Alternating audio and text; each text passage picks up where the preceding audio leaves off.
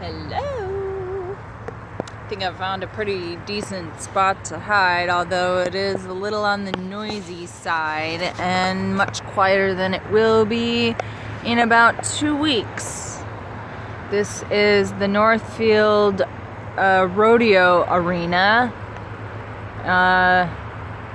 Jesse James Days, Defeat of Jesse James Days is first weekend of September. Another one of those elites made up historical, there's some truth to it, but boy, do they just really, what is the word I want? Alright, I even paused, I can't think of the word I want. The town makes a lot of money off of a little bit of exaggerating of the event. We'll say that.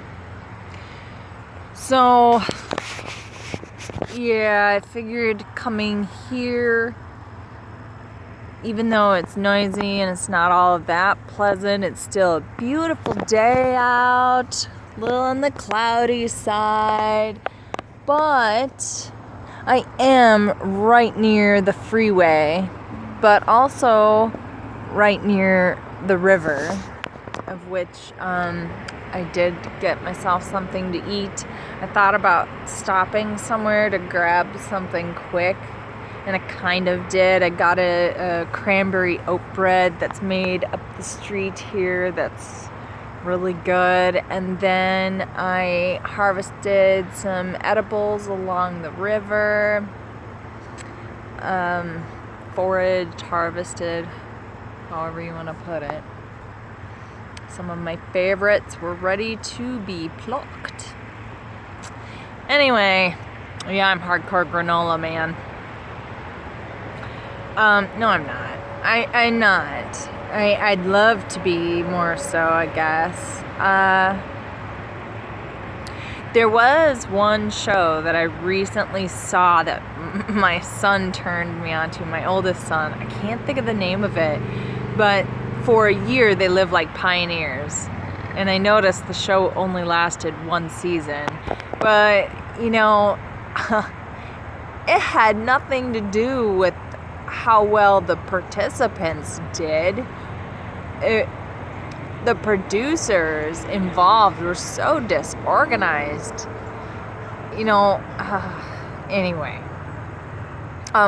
It was interesting because these people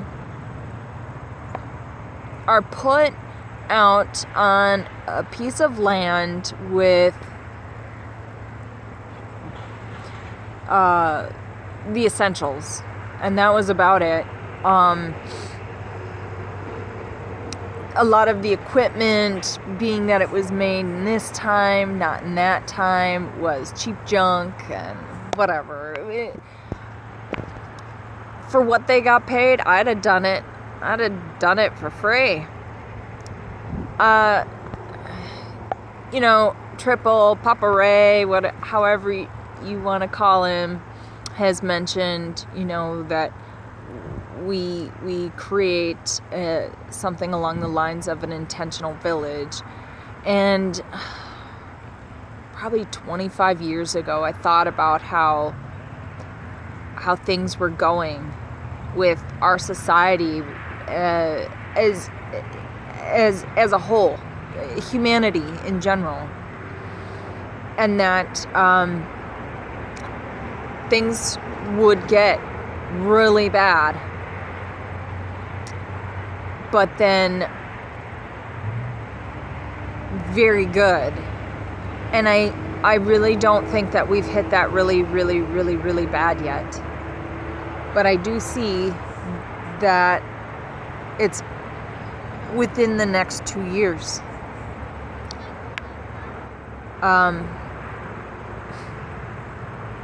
And we will be back to a more basic life, all of us.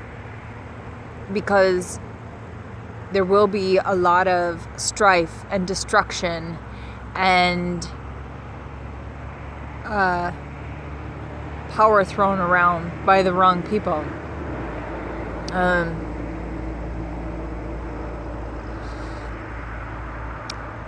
I can't say that on a tangible level that I'm prepared for that necessarily. You know, I haven't been stockpiling canned goods or anything like that. But where I am prepared are my skills. Like I said, at least here in Minnesota, and I'm fairly decent with it in Texas, Virginia, Montana. I've done some traveling. I'm pretty good with foraging food and survival skills. I call them life skills. And, you know, if you're one of those that gets their nails done every week, and clearly I don't, and sits behind a desk every day, if this really does occur, as I've predicted 25 years ago,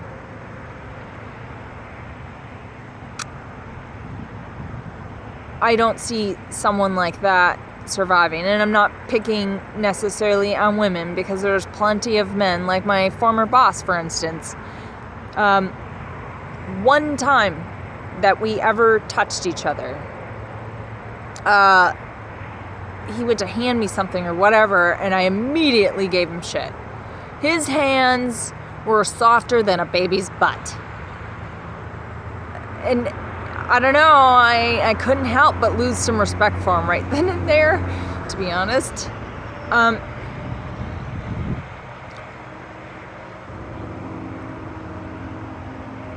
What I have taught my kids, and I remember someone really giving me a hard time about how, you know, I don't allow my daughter to be a kid. Hell yeah, let her be a kid. She owns a couple different bikes and, you know, bought different water thingies for the summer for her to play in. She's only played in it like once or twice. Ugh. And whatever, while she gets to be a kid, she can also adult pretty damn good. If an emergency scenario were to come up, she seems to be like me, where she just goes into this non-panic mode, where it's weird. It's like this internal lockdown. There's no emotion. You just do what needs to be done until it's all rectified. And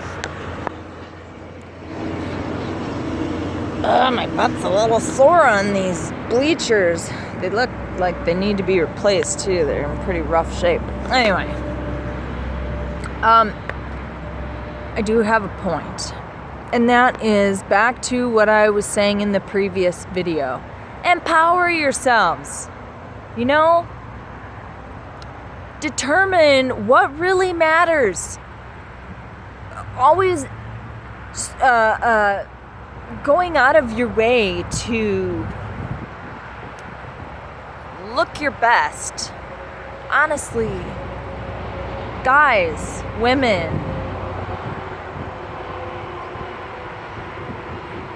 you know, it's not a judgmental thing. I just, personally, I haven't worn makeup in years because I feel empowered. I feel the self-confidence not to need to put some mask on for everybody else. Yeah, a lot of women say, oh, well, actually, I put it on for myself. Really? Do you wake up in the morning and put makeup on and then stay home and keep looking at yourself in the mirror? No. And if you do, then you really do do need to build yourself up. Pick something of life skill that you don't know, but that you have an interest in. You know, if you like walking past a certain garden, or you drive past a certain arboretum or something, and you're curious about what those flowers are, hey, baby steps, look it up. I know that you know, that's very simplistic, but it's not. Learn your surroundings, because you just don't know. You really may need to know those surroundings as your best ally. And I'm talking about nature. Whether it be that purple finch that just flew by me, or all the trees and what you call weeds, much of which are edible.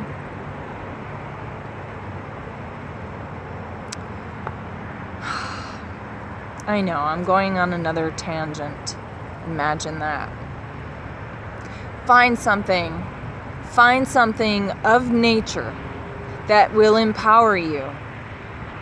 And it's not even about, you know, thinking along the lines of doomsday.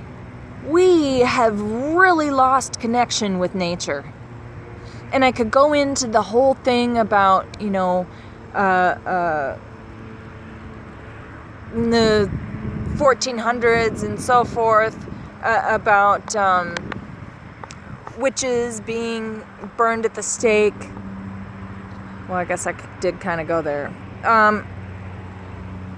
You know, who was mostly behind that?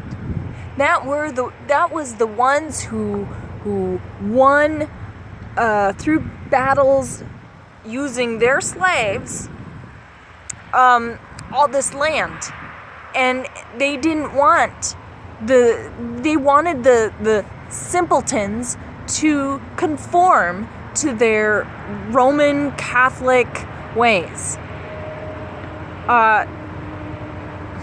God, I'm just not even gonna. Enough. Step out of the box. Find something in nature that you're interested in. Learn something about it, and it will grow from there. Hey, I'll give you an interesting one to look up or find. So, right along sidewalks, parking lots, and so forth. Sorry for the wiggle. I'm trying to adjust here. I'm not much of a sitting person. You'll find this little plant that has kind of a bulbous look to it, and when it first starts to become bulbous, it's kind of green, and then it becomes a little more yellow. I'm trying to think of what the leaves look like offhand. Anyway, it's called a pineapple weed, and that too is edible, but it's okay. I love to take, especially first thing in the spring, and just kind of squish it in my fingers, and it smells amazing. See if you can find one of those.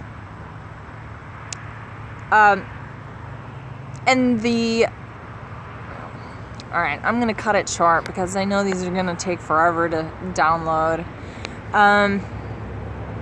Yeah, it's a little bit of a random video. I've got lots on my mind, and I think that I didn't really get into necessarily what I initially intended. I kind of got off track. But that's me. Squirrel! Love you guys.